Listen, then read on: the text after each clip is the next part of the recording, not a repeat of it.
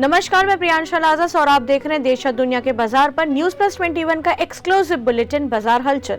China को लगेगा जोर का झटका, चीनी कंपनी हिकविजन पर प्रतिबंधित लगाने की तैयारी कर रहा अमेरिका। आरबीआई ने आम आदमी को दिया झटका, होम, ऑटो समेत सभी तरह के लोन हुए महंगे, ईएमआई का बोझ बढ़ेगा। भारी हाजिर मांग के बीच तांबा वायदा कीमतों में आई तेजी। मारुति सुजुकी ड्राइविंग स्कूल का 2025 तक करीब 25 लाख लोगों को प्रशिक्षित करने का लक्ष्य। LIC IPO का 16.2 करोड़ शेयरों में से 8 करोड़ से ज्यादा पर बिडिंग। पॉलिसी होल्डर्स का कोटा 1.5 गुना से ज्यादा भरा।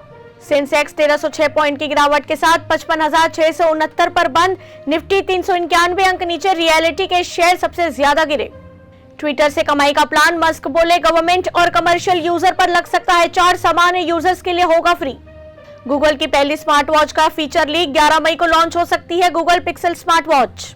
टाटा पावर रिन्यूएबल की गुजरात में 120 मेगावाट की सौर ऊर्जा परियोजना हुई शुरू।